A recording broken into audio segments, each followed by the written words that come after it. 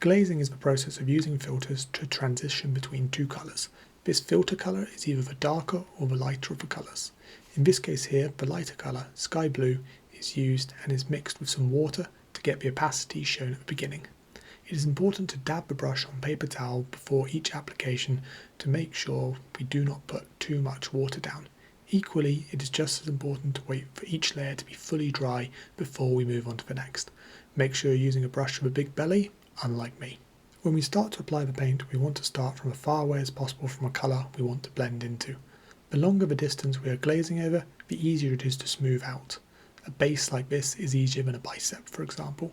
Make sure you move the brush from a mini only when you're in the colour you are glazing into.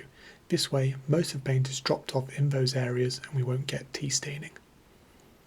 With each subsequent layer, we want to make sure we are covering slightly less than last time to get a perfect blend. Reality is, however, you will have to jump around a bit towards the end of your blending to tidy it and smooth it up. For this, don't be afraid to start where you feel the blend is not the smoothest, but you still want to move towards the colour you're glazing into. The more similar the colours, the easier to blend. Blue to blue and green to green, for example, are very easy. Drastic differences in colours are going to make it much harder to blend.